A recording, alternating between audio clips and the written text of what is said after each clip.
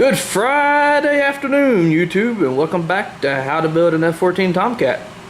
So, finally got back from work, so now it's time to play.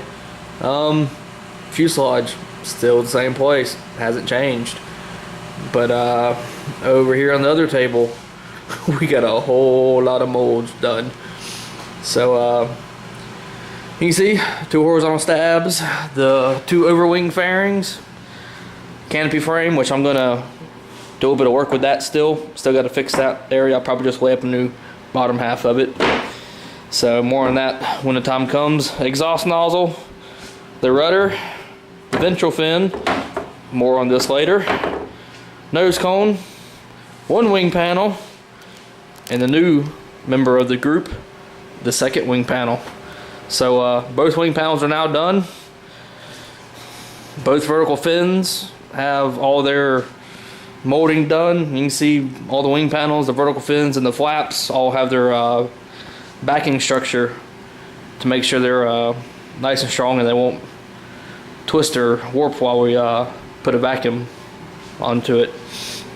So canopy frame, as I was having issues with the last one, I noticed something that I was not expecting at all.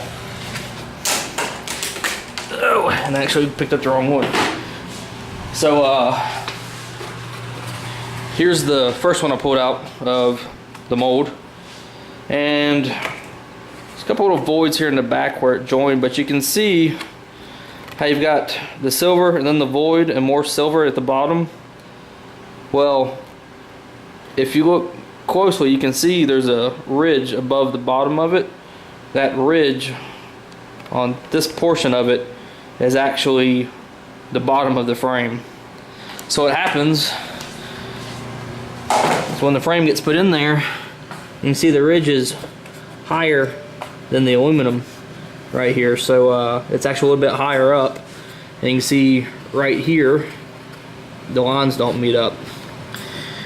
So for whatever reason, you can actually, even looking down inside the mold, you can kind of see how that back corner didn't get molded exactly the way it should have been.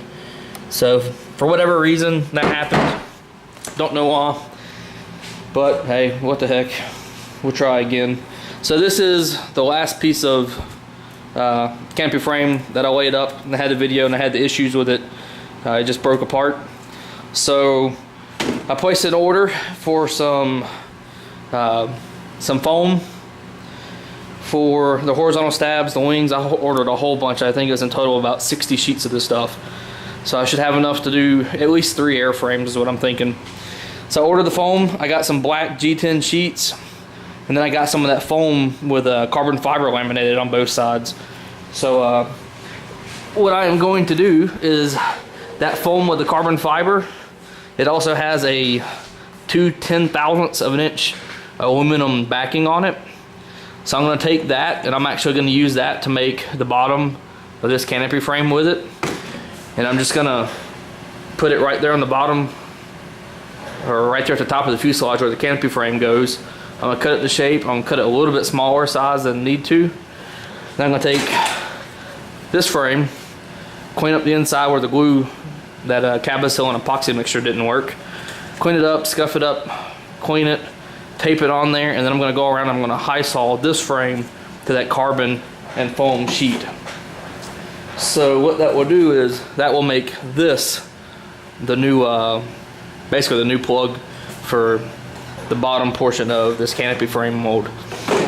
And then when I'm done, I'll take this, I'll cut that foam out where I need it to. I'll cut out the foam inside the between the pieces of carbon fiber, and I'll fill that with a mixture of epoxy and micro balloons, and then I'll actually use that as a part. It shouldn't be much heavier than a typical glass layup one. It actually probably a little bit stronger. If it works out well, I might just end up doing that for all of them. All right, so that's how I'm gonna fix that when that order gets here, which will probably be late next week, so I'll do that next weekend.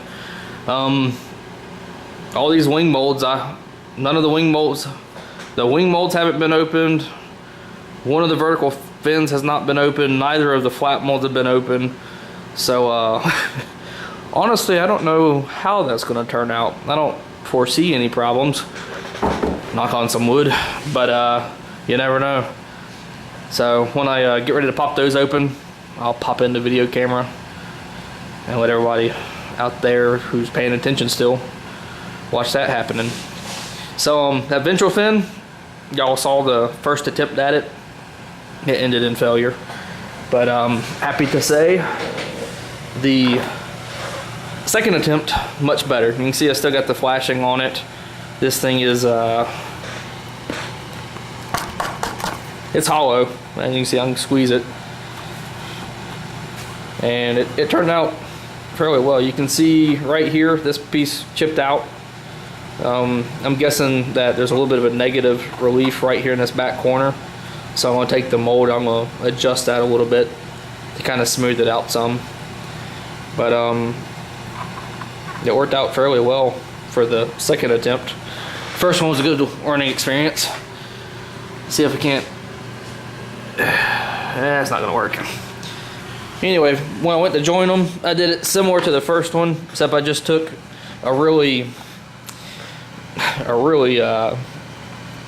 thick mixture of epoxy and micro balloons, or not micro balloons, but epoxy and cotton flock, and I just made it to where it was really difficult to stir up the stuff. It was almost dry, but it had a little bit of wetness to it. And then I just put a fairly large bead, about yay wide, here along the leading edge portion of it. A little bit more here. I put a good 3/8 to half an inch of the stuff, and then I kind of tapered it down to about 3/16 all along the back, and then back here I filled it in a good bit. And I put a big blob on the back of it here, so it kind of would bridge the gap and make it a little stronger there, but it actually didn't work. And it's plenty strong there anyway, so it was kind of just extra weight. But the reason for the big blob of it here is this is what's going to get hit the most on landings, I'm guessing. So if you got a big blob there, at least it's nice and strong, and you don't have to worry about it just splintering the whole thing and ruining it. And then again, I did the same thing along the top. I did one mold, or one layup half on the bottom, and then I took the opposite half and I did that across the top. That way, just like before I showed you, you can bring it in from an angle and just hit it like that. That way you don't squeeze it out. It kind of holds it into the inside of the part, and you still do get a little bit of flashing, but overall not too bad. That I missed a little couple areas here, didn't quite get enough of the cotton flock mixture in there, so it separated a little bit, but that actually worked in my advantage for getting the thing out because of that piece that broke. Weight wise, it's just under 2.5 ounces, just as you see it. I'm thinking I can probably get it down to 2 ounces, maybe a little less. We'll see, because again, this is just hand layup part, no vacuum bagging or anything. I might actually try and knock it down to just one piece of glass and then some really fine, like 3/4 ounce over and do a foam sandwich in there, see if that'll work out. But yeah, finally back home. Now that all of that is done, it's time to start getting this thing molded, and we might actually get us an airframe by the end of the summer. So go in, eat some dinner, kick back for the night, and then tomorrow we're gonna hit it hard on this thing. There's not much left to do to it, but what little stuff there is left to do is just small and time consuming. So I mean, basically from these panels forward's done. It's ready to go. I'm gonna do a little bit of filling in here where the vertical fins mount up. I got just a little bit more right here on this side, and once that's done, it's time to make a trip to Home Depot, get some parting plane material. So you never know, we might actually get this thing ready to start molding by the end of the weekend. So we'll see. And until tomorrow, you ladies and gentlemen, have a great night, and we'll see you in the shop.